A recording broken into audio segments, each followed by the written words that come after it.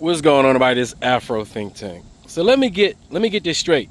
So a white woman suffering from, I guess, allegedly postpartum depression, was given a whole bunch of drugs, right? This is what they saying. And those drugs are what made her unalive her 3 children.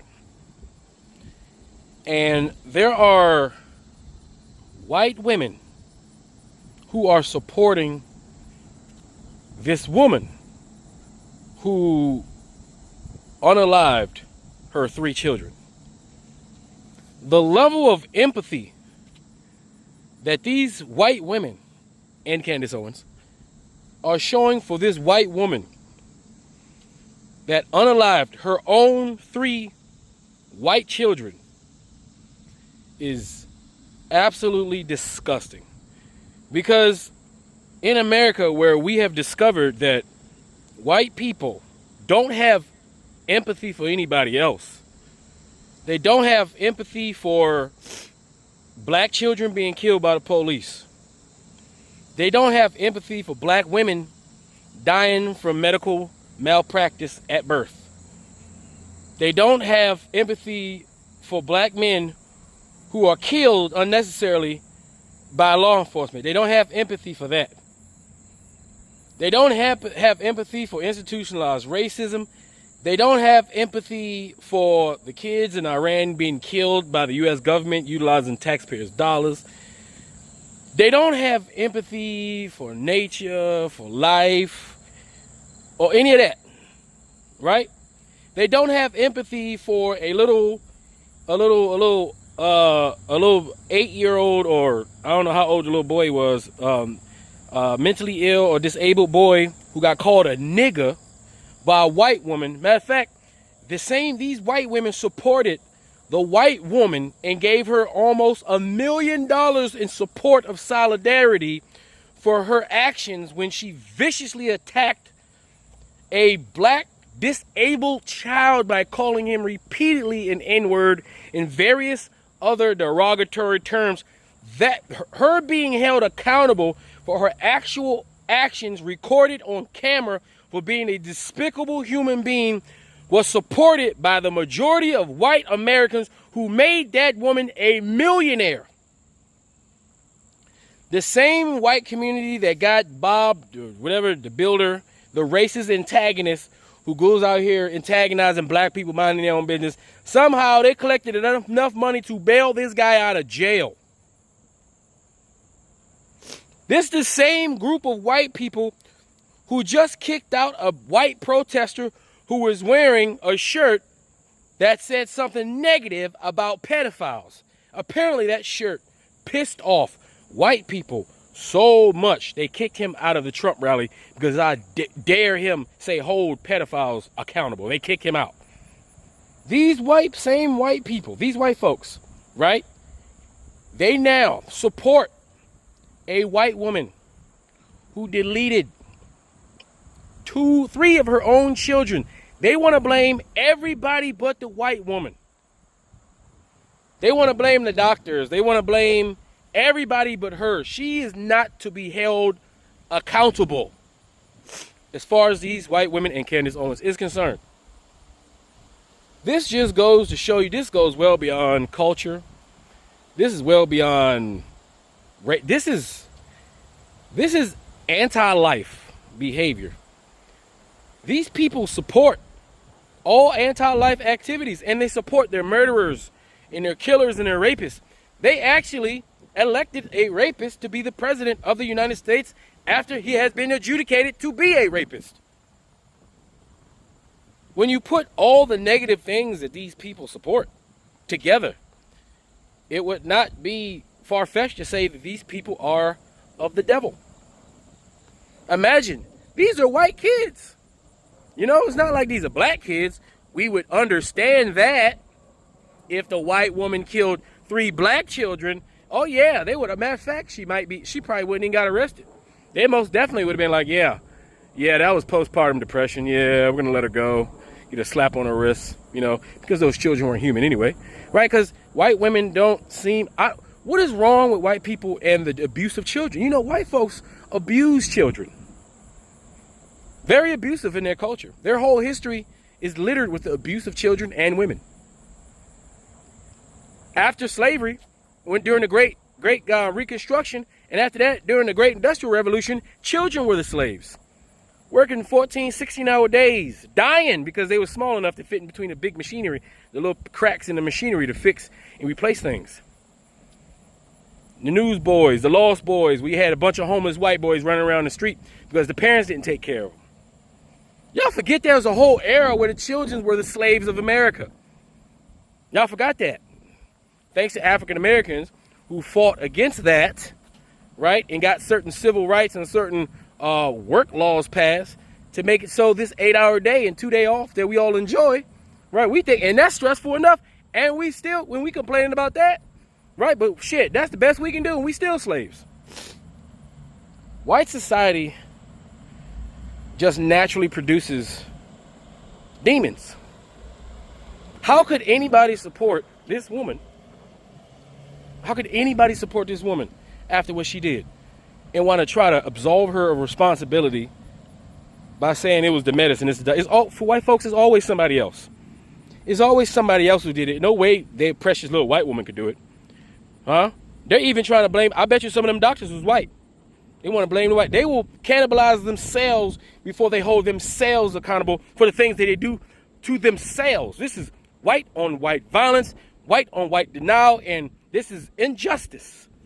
This is injustice in the white community against other white people.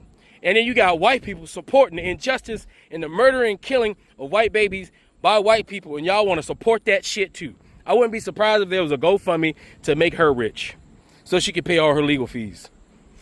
But do they give that the benefit of the doubt to anybody else? You see, when white males go out and shoot up a school with the standard issue school shooting weapon of the AR-15, it's all mental illness. It's all mental illness. When white people do shit, it's all mental illness. There's no way that they could have possibly made the decision to do that shit based off their feelings. Because if that's the case, we can blame pretty much every single murder on mental illness. We can blame every single murder on the health system not properly diagnosing people. There's always somebody else to blame when somebody gets to the point to where they're murdering somebody. We can blame every robbery on the economic system in the country because it creates those people who need to rob. I mean, if we want to continue to pass blame so nobody got to deal with the responsibility on actions, we can keep going. We can always absolve somebody of the shit that they do if we're going to just keep passing the buck and blaming it on somebody else.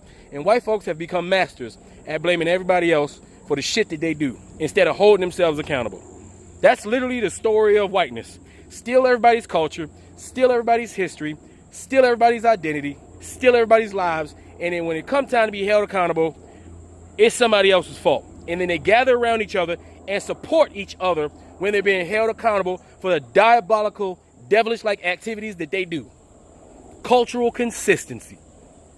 Ridiculous. Anyway, you guys tell me what you think in the comment section. It's Afro Think Tank. Learn something, teach something. I'm out.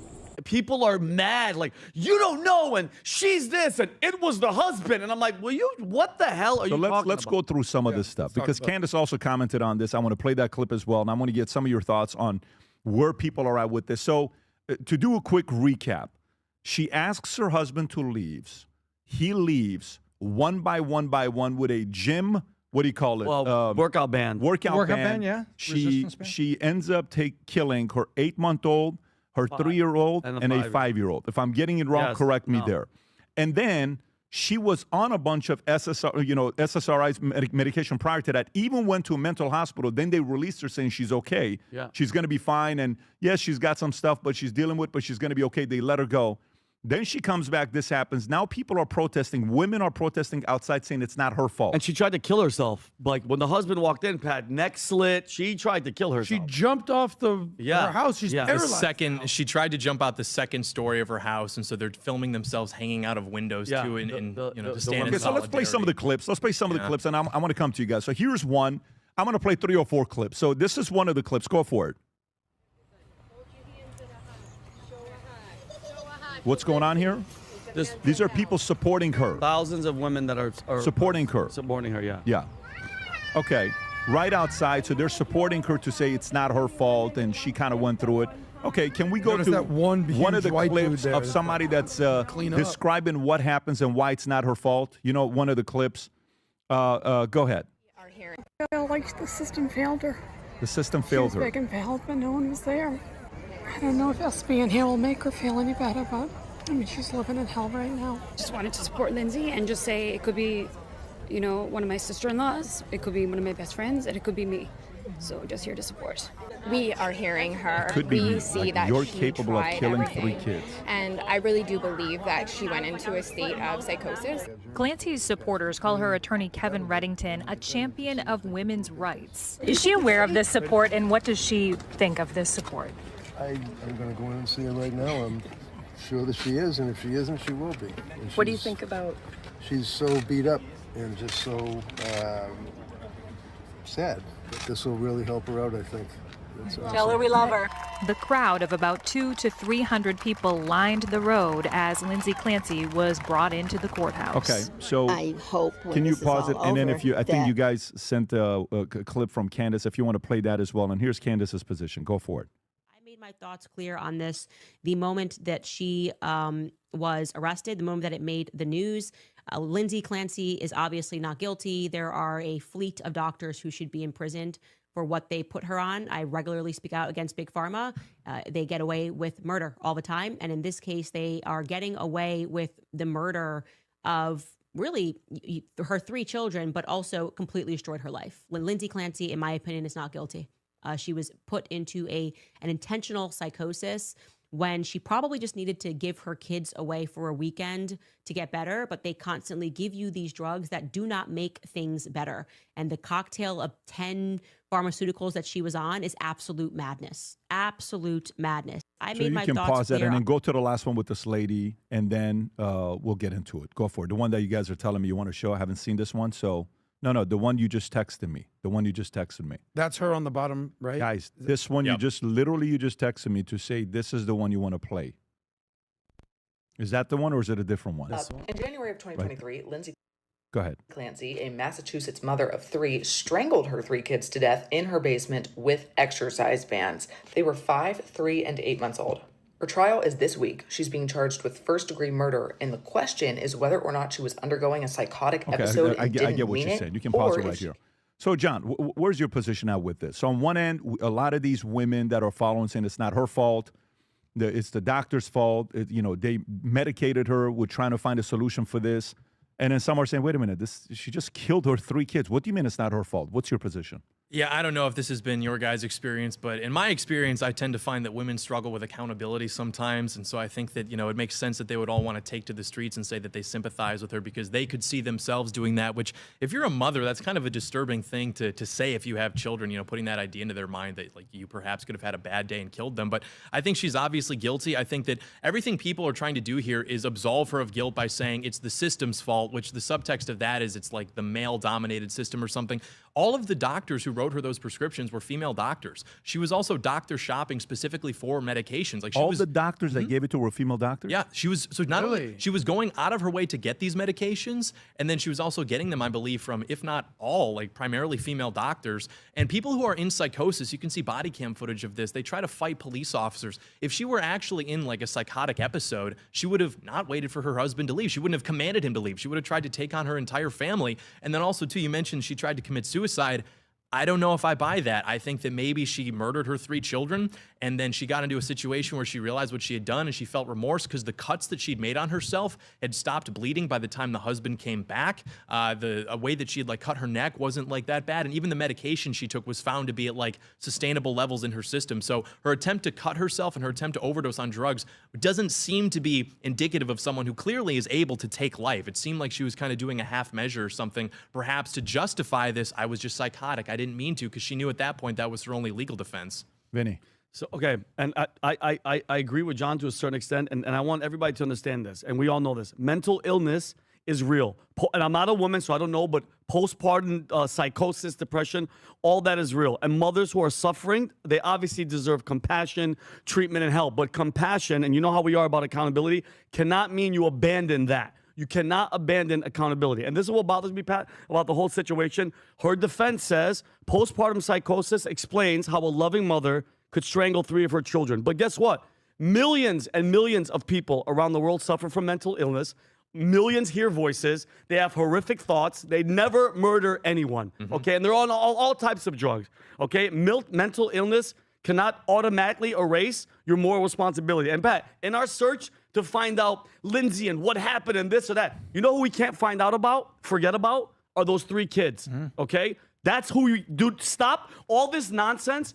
Cora, Dawson, and Callan, okay? For 4 minutes, she's strangling one, and the other ones are sitting there watching mommy. I understand all the guys, I get it. I get it.